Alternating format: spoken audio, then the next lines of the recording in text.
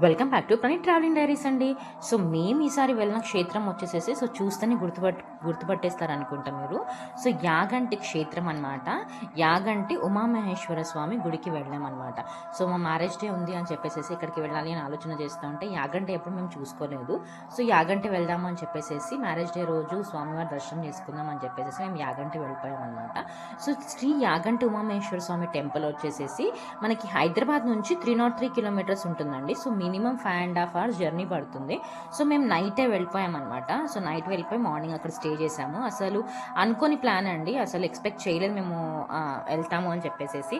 So 2 daysలో మేము హైదరాబాద్ నుంచి 2 daysలో మళ్ళీ 3 places చూడడానికి వెళ్ళిపోయాం అనమాట. సో ఫస్ట్గా మేము చూసుకున్నది యాగంటి అనమాట.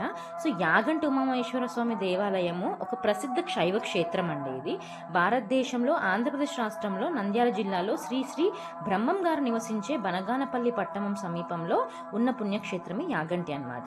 సో ఈ దేవాలయంలో వైష్ణవ సాంప్రదాయం నిర్మించబడింది అనమాట. ఆహ్లాదకరమైన ప్రకృతి సౌందర్యకరం పరవశించేసే పుణ్యక్షేత్రాల్లో యాగంటి ఒకటి. సో మీరు ఇప్పుడు చూస్తుంది వచ్చేసేసి పుష్కరణి చూస్తున్నామండి. సో మార్నింగ్ నైట్ వెళ్ళిపోయాము. నైట్ 12-2 కల్లా అక్కడ రీచ్ అయిపోయి అకామిడేషన్ తీసేసుకొని సో మార్నింగ్ మేము వెళ్ళామన్నమాట. సో ఫస్ట్ మీరు చూసేది ఇది వచ్చేసేసి పుష్కరణి అనమాట. సో నంది లోపటి నుంచి వాటర్ వస్తాయండి. సో ఇక్కడ పుష్కరణి క్షేత్రం యొక్క మహిమ ఏంటంటే ఇందులో స్నానాలు చేస్తే కనుక స్నానం ఆచరిస్తే కనుక ఎలాంటి రోగాలు ఉన్నాయి పోతాయి అని చెప్పేసి ఇక్కడ చెప్పారనమాట అక్కడ మాకు. సో ఫస్ట్ మేము చూసుకుని వచ్చేసి పుష్కరణి, ఆ తర్వాత ఇంకా గుడికి వెళ్ళిపోయాం అనమాట. సో చూడండి పుష్కరణి ఎంత బాగుంది, నందిలోంచి వాటర్ వస్తున్నాయి చూడండి. సో చాలా బాగుంటుందండి పుష్కరణి కూడా, ఫ్రెష్గా ఉంటాయి వాటర్ కూడా. ఈ నందిలోపల నుంచి వాటర్ ఎక్కడ వస్తున్నాయో కూడా అర్థం కావట్లేదు. సో అక్కడ చాలా మంది స్నానాలు అవన్నీ చేశారు. మేము జస్ట్ వాటర్ పోసుకున్నాం అంతే, నెత్తి మీద వాటర్ పోసుకున్నాం. ఆల్రెడీ మేము అకామిడేషన్ దగ్గర స్నానం చేసి వచ్చేసాం కాబట్టి.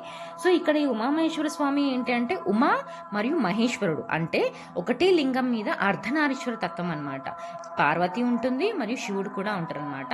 సో ఇది ఈ లింగాకృతి యొక్క ప్రత్యేకత అనమాట. సో ఉమా పార్వతీదేవి మనకి దర్శనం ఇస్తుంది, అట్ ది సేమ్ టైం మనకు శివుడు కూడా లింగ రూపకంగా దర్శనం ఇస్తాడనమాట.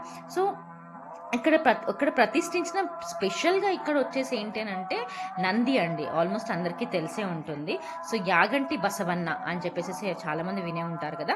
సో యాగంటి బసవన్న అని అంటే ఇక్కడ నంది ప్రత్యేకత చాలా ఉంటుందండి. సో కలియుగం అంతమయ్యేటప్పుడు ఈ నంది రెంక వేస్తుంది అని చెప్పేసి వీరబ్రహ్మేంద్ర స్వామి మనకు అక్కడ చెప్పారనమాట. సో ఏంటంటే ప్రతి 20 సంవత్సరాలకు 1 అంగుళం పెరుగుతుందని పురావస్తు శాఖ వారు కూడా ధృవీకరించారనమాట. సో అంతకుముందు ప్రదక్షిణ చేసేటట్టు ఉంటుండే అంట నంది, కాకపోతే ఇప్పుడు ప్రదక్షిణ చేసేటట్టు కూడా అక్కడ ఏం లేదండి. సో యాగంటి బసవన్న అని చెప్పేసి మనకి ఇక్కడ నందికి చాలా అంటే చాలా ప్రత్యేకత ఉందన్నమాట. సో ఇక్కడ వచ్చేసేసి ఏంటంటే శ్రీ అగస్త మహర్షి శాపం వల్ల ఈ గ్రామంలో కాకులు ఉండవని చాలా మట్టుకు అక్కడ పూజారి వాళ్ళు మాకు చెప్పారు. సో ఇక్కడ కాకులు అస్సలు తిరగమంటానండి అగస్త్య మహర్షి శాపం వల్ల. సో ఈ దేవాలయం యొక్క చరిత్ర చూసుకుంటే కనుక స్థల పురాణికి వస్తే కనుక ఈ ఆలయ ప్రాంగణంలో ఉన్న ఒక గుహలో తపస్సు చేసిన శ్రీ అగస్త్య మహర్షి మునీశ్వరుడు ఇక్కడ శ్రీ వెంకటేశ్వర స్వామిని ప్రతిష్ఠించాలనుకుంటారనమాట. కానీ ప్రతిష్ఠించదలిచినప్పుడు విగ్రహం కాలి బొటన వేలు గోరు విరడం వల్ల స్వామి వారిని ప్రతిష్ఠించలేదు. నిరాశకు లోనై మునీశ్వరులు శివుని కోరకు తపస్సు చేస్తారనమాట. అప్పుడు పరమేశ్వరుడు ప్రత్యక్షమై స్థలం కైలాసానికి పోలి ఉన్నందువలన శివుని ప్రతిష్ఠించమని చెప్తాడనమాట. అప్పుడు మునీంద్రుడు ఒకే శిలపై పార్వతీ సమేతుడై ఉమామహేశ్వరునిగా భక్తులకు దర్శనం ఇవ్వాలని శివుని కోరుతారనమాట. సో అందుకోసమని అగస్త్య మహర్షి వల్ల ఈ ఉమామహేశ్వర స్వామి దేవాలయం అనేది ఏర్పడింది అనమాట. ఇంకొకటి వచ్చేసి ఏమి చెప్తున్నారు అంటే చిట్టెప్ప అనే శివభక్తుడు శివుని కొరకు తపస్సు చేశాడు. అప్పుడు శివుడు ఒక పులిలాగా ఆయనకు కనబడతాడు. అప్పుడు పరమేశ్వరుడు తనకు పులి రూపంలో ప్రత్యక్షమైనాడని గ్రహించి చిట్టెప్ప నే కంటి శివను నే కంటి అంటూ ఆనంద నృత్యం చేస్తాడు. సో ఆలయానికి దగ్గరలో కూడా మనకి చిట్టెప్ప గుహ ఉంటుందండి, అది కూడా చూసుకోవచ్చు అనమాట. సో లోపల గర్భగుడిలో అసలు మాకు వీడియోస్ చేయడానికి అలౌ చేయలేదు, కానీ లింగం మాత్రం ఉమామహేశ్వర స్వామి లింగం మాత్రం చాలా అద్భుతంగా ఉంటుందండి. సో మాకు 10-15 minutes దర్శనం అయిపోయింది, ఎక్కువ రష్ కూడా లేకుండే. ఇక్కడ మీరు చూస్తున్నారు కదా, ఇక్కడ కొండెంగల చాలా ప్రతీతి అండి. చాలా వరకు అడవి ప్రాంతం ఉంటుంది కదా, సో చాలా వరకు అక్కడ కోతులు అవి ఉన్నాయన్నమాట. అవి మోస్ట్ ప్రాబ్లీ మనం ఏమనవు, కాకపోతే చేతిలో ఏమైనా ప్రసాదాలు కానీ కొబ్బరికాయలు అట్లా కానీ ఏమన్నా ఉంటే కనుక తీసుకుపోవడానికి వస్తాయన్నమాట.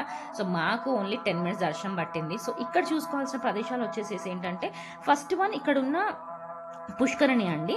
సో చిన్న కోనేరులాగా ఉంటుంది. చూసారు కదా, పుష్కరిణి ఆల్రెడీ చూపించాం కదా. పుష్కరిణి ఆలయానికి వెళ్ళడానికి సోపాన మార్గం ఉంది. సో లోపల సొరంగ మార్గాలు కూడా ఉన్నాయి. సో ప్రధాన గోపురం 5 అంతస్తులు కలిగి ఉంటుంది. దీన్ని దాటగానే రంగమండపం, ముఖమంటపం, తర్వాత అంతరాళం ఉన్నాయి. గర్భాలయంలో లింగ రూపమై ఉమామహేశ్వరుల రూపాలు కూడా ఉన్నాయన్నమాట. సో క్లియర్గా మీరు అక్కడ చూడండి, లింగం మీద మనకి ఉమామహేశ్వరులు కనిపిస్తారండి. సో లింగం ఒకటే కాకుండా మనం క్లియర్గా చూస్తే కనబడతాడు. సో మేము దర్శనం చేసుకొని బయటకు వచ్చేసిన తర్వాత మాకు అక్కడ క్షేత్రపాలకుడు వీరభద్ర స్వామి కూడా మాకు కనిపించాయి అనమాట. సో ఇక్కడ సహజ సిద్ధమైన గుహలు కూడా ఉన్నాయన్నమాట. సో చాలా వరకు షూటింగ్స్ కూడా చేశారు. సో మీరు పుష్ప 2 సినిమా కానీ మిగతా ఇంకా కొన్ని సినిమా పవన్ కళ్యాణ్ మూవీస్లలో కూడా చాలా వరకు ఇది ఉన్నాయి. మెయిన్గా ఏంటంటే సూర్యవంశం సినిమాలో ఈ గుడి దగ్గర చాలా సీన్ ఉంటుందండి. సో ఆ మూవీలో కూడా మీరు చూసుకోవచ్చు. రీసెంట్గా చూడాలనుకుంటే కనుక పుష్ప 2 సినిమాలో కూడా మీరు ఈ గుడిని చూసుకోవచ్చు అనమాట. సో మీరు దర్శనం చేసుకున్న తర్వాత బయటకు వచ్చినాక బయట మళ్ళీ ఇంకో కోనేరు ఉంటుందండి. అక్కడ నుంచి కూడా నంది నుంచి వాటర్ వస్తాయి. సో ఆ తర్వాత దర్శనం అయిన తర్వాత చూడండి యాగంటి బసవన్ అనమాట. అంతకుముందు నిజంగానే వాళ్ళు అక్కడ పూజారులు చెప్పిన విశేషం ఏంటంటే అక్కడ నంది చుట్టూ మనం ప్రదక్షిణాలు చేసేటట్టు ఉండేదంట. కాకపోతే పెరుగుతూ పెరుగుతూ పెరుగుతూ అసలు నందికి చుట్టూ అక్కడ ప్లేస్ లేకుండా అయిపోయిందండి. సో చూస్తున్నారు కదా యాగంటి బసవన్ అని. సో ఒక్కసారి మీరు కూడా దర్శనం చేసుకోండి. ఇక్కడ ఈ బసవన్నకి నిజంగానే చాలా ప్రత్యేకత ఉందండి. సో చాగంటి వాళ్ళు కూడా ప్రవచనం చెప్పేటప్పుడు దీని గురించి స్పెషల్గా చెప్తారనమాట. సో ఒకసారి చూడండి నందిని మీరు కూడా ఎంత బాగుందో, చాలా ప్రత్యేకత ఉంది అనమాట. సో ఇక్కడ మనకి వచ్చిన గుహలో వచ్చేసేసి ఆలయానికి ఉత్తరాన అగస్త్య మహాముని వారి గుహ, ఆలయానికి ముఖద్వారాన ఉత్తరాన శ్రీ శ్రీ వెంకటేశ్వర స్వామి వారి గుహ, పుష్కరిణికి ఉత్తరాన శ్రీ శ్రీ పోతులూరి వీరబ్రహ్మేంద్ర స్వామి వారి గుహలు కూడా ఉన్నాయన్నమాట. సో అది కూడా అసలు మిస్ చేసుకోవద్దు. ఒక్కసారి మనము పుష్కరిణి, ఆ తర్వాత దేవుడు దర్శనం చేసుకున్న తర్వాత అగస్త్య మహర్షి గుహ మరియు వెంకటేశ్వర స్వామి గుహ మరియు ఇక్కడ పోతులూరి వీరబ్రహ్మేంద్ర స్వామి ధ్యానం చేసిన గుహ కూడా ఉందన్నమాట. సో రాయిల మధ్యలో ప్రకృతి ఒడిలో చాలా బాగా అనిపిస్తుంది. ఒక చిన్న సజెషన్ మీకు చెప్పాల్సింది ఏంటి అంటే కొంచెం ఈవినింగ్ టైంలో కానీ లేకపోతే మార్నింగ్ 11 లోపు కానీ వెళ్ళండి. ఎందుకంటే మేము వెళ్ళింది కాస్త ఎండ సమయం కాబట్టి అక్కడ బాగా కాళ్ళు వేడెక్కిపోయాయి అనమాట. సో కొంచెం మాకు మా బాబుకి కొంచెం ఇబ్బంది అయింది. బట్ అయినా కానీ కూడా మేము 3 గుహలు చూసుకున్నాము. సో ఇప్పుడు మీరు చూస్తున్న వచ్చేసేసి వెంకటేశ్వర స్వామి దేవాలయం అనమాట. సో ఇది చూడండి పుష్ప 2 మూవీలో ఇక్కడే మీకు సీన్ చూపిస్తారనమాట. సో ఈ గుహ లోపల శ్రీ వెంకటేశ్వర స్వామి వారి గుహ ఉంటుందన్నమాట. సో వెంకటేశ్వర స్వామి విగ్రహం మొలిచే సమయంలో కాలి బొటన వేలు గోరు విరిగిందని, ఈ విధమైన అసంపూర్ణ విగ్రహం పూజలు అందుకొనకూడదని, అందువల్ల ఈ విగ్రహాన్ని ఈ గుహలో అగస్త్య మహర్షి ప్రతిష్ఠించాడు అనమాట. ఈ విగ్రహానికి తిరుమల శ్రీ వెంకటేశ్వర స్వామి ఆలయం నిర్మాణానికి ముందే ప్రతిష్ఠింపబడింది. శ్రీ శ్రీ పోతుల వీరబ్రహ్మేంద్ర స్వామి వారు తన కాలజ్ఞానం ఈ స్థలం తిరుపతికి ప్రత్యామ్నాయంగా మారుతుందని రాశారని చెబుతారు. ఈ గుహలోకి వెళ్ళడానికి మెట్లు కొంత సౌకర్యంగా ఉంటాయన్నమాట. సో చూడండి వెంకటేశ్వర స్వామి ఇక్కడ ఏంటంటే మనకి స్పెషాలిటీ వచ్చేసి ఏంటంటే ఇక్కడ లక్ష్మీదేవి ఉండదండి. సో ఏంటంటే ముందే లక్ష్మీదేవిని కలిసే కంటే ముందే స్వామివారు ఇక్కడ ఉంటారనమాట. సో అక్కడ ఏంటంటే స్వామివారికి ఒక తైలం ఇస్తారు. ఆ తైలం స్వామివారికి అర్పణ చేసి కోరుకున్న కోరికలు తీరుతాయని చెప్పి చెప్తారనమాట. సో ఇక్కడ మనకి వెంకటేశ్వర స్వామి కూడా చాలా ప్రత్యేకత ఉంది. వెంకటేశ్వర స్వామి ఒకసారి మీరు కూడా దర్శించుకోండి. సో ఇక్కడ వెంకటేశ్వర స్వామి చాలా ప్రత్యేకత ఉందన్నమాట. సో శివుడిని అట్లనే దర్శనం అవుతుంది మనకి, at the same time Venkateswara Swamy దర్శనం కూడా అయిపోతుంది అనమాట. సో ఒక్కసారి మీరు కూడా వెంకటేశ్వర స్వామిని దర్శించుకోండి. తర్వాత వెళ్ళాల్సింది వచ్చేసేసి శ్రీ శ్రీ పోతులూరి వీరబ్రహ్మేంద్ర స్వామి వారి గుహ అనమాట. సో ఇక్కడ చూడండి బయట మనకి ఎంత బాగా కనిపిస్తుందో, అటు శివుడు, ఇటు వెంకటేశ్వర స్వామి, అటు పోతులూరి వీరబ్రహ్మేంద్ర స్వామి గుహ కూడా ఉంటుందన్నమాట. సో న్యాచురల్గా ఫామ్ అయిన గుహలండి ఇవి. సో ప్రకృతి మాత్రం చాలా బాగుంటుంది, చాలా ఆహ్లాదకరంగా కూడా ఉంటుందన్నమాట. సో మనము ఆల్మోస్ట్ ఏంటంటే మనకి ప్రతి దర్శనం కూడా 10-15 మినిట్స్లో అయిపోతుంది. ఎలాంటి ప్రాబ్లమ్స్ కూడా మనకు అక్కడ ఏమి ఉండవు. సో ఇక్కడ వచ్చేసి ఏంటంటే విఐపి దర్శనాలని లేకపోతే ఇంకా వేరే టికెట్ దర్శనాలని అట్లా ఏం లేవండి. డైరెక్ట్గా స్వామివారి దగ్గరికి మనం వెళ్ళిపోవచ్చు. మ్యాక్సిమం శివరాత్రి టైంలో చాలా రష్ ఉంటుంది, కానీ మామూలు టైమ్స్లో ఎక్కువ ఏం రష్ ఉండదంట. సో అక్కడ వారి పూజారి వాళ్ళు మాకు చెప్పారనమాట.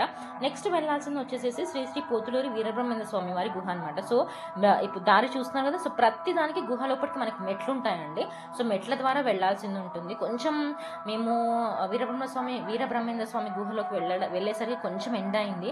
సో ఆ మెట్లు ఎక్కడానికి కొంచెం ఇబ్బంది పడ్డామన్నమాట. సో ఈ గుహలోనే శ్రీ శ్రీ పోతులూరి వీరబ్రహ్మేంద్ర స్వామి వారు కాలజ్ఞానం రాశారని భక్తులు నమ్ముతారనమాట. దీనినే ఏమంటారంటే శంకర గుహ, రోకాళ్ల గుహ అని కూడా అంటారు. ఈ గుహలో వంగి వెళ్ళవలసి వస్తుంది. ఈ గుహలో నుండి బనగానపల్లి పట్టణానికి సమీపంలో ఉన్న రవ్వలకొండ గుహకు దారి ఉన్నట్లు చెప్తారనమాట. సో ఇక్కడ ఏంటంటే మనకి లోపలికి కూడా వీడియోస్ తీయనీలేదండి. సో వీరబ్రహ్మేంద్ర స్వామి వారు ఒక శివుడిని ప్రతిష్ఠించుకున్నారు. సో శివుని ప్రతిష్ఠించుకొని ఇక్కడే కాలజ్ఞానం రాశారు. సో గుహ కూడా చాలా బాగుంటుంది. సో చూస్తున్నారు కదా, సో అన్నీ వంగి వెళ్లాల్సింది ఉంటుందన్నమాట. గుహ కానీ ప్రకృతి సిద్ధమైన గుహల్లాగా అనిపిస్తాయి అనమాట, మనకి న్యాచురల్ అనమాట ఇవన్నీ కూడా. సో లోపల మాకు వీడియోస్ తీయనిలేదు. సో దూరం నుంచి శివుని మీరు కూడా దర్శించుకోండి. సో ఇక్కడ వీరబ్రహ్మేంద్ర స్వామి వారు కూర్చొని కాలజ్ఞానం రాసిన చోటు అనమాట ఇది. సో లోపల శివుని చూడున్నారు కదా, సో అది మీరు దర్శించుకోండి ఒకసారి శివుని కూడా. సో వీరబ్రహ్మేంద్ర స్వామి వారు ప్రతిష్ఠించిన లింగం అనమాట ఇది. సో అక్కడ దీపాలు ఇస్తారు. సో దేవుడి దగ్గర దీపాలు వెలిగించేసి స్వామి వారికి కూడా మనం శివుడు కూడా అభిషేకం చేసుకోవచ్చు. అక్కడ పూజారి మనకు చెప్తారనమాట. సో 50 రూపీస్ టికెట్ తీసుకొని అక్కడ లోపల స్వామి వారికి అభిషేకం కూడా చేసుకోవచ్చు. మేమైతే చాలా ఎంజాయ్ చేసామండి. సో ఈసారి మీరు కనుక ట్రిప్ చేసుకున్నట్టయితే యాగంటి తప్పకుండా ప్లాన్ చేసుకోండి. సో అకామిడేషన్ డీటెయిల్స్ గురించి ఏమైనా కావాలనుకుంటే కమెంట్ బాక్స్లో కమెంట్ చేయండి, తప్పకుండా రిప్లై ఇస్తాం. థ్యాంక్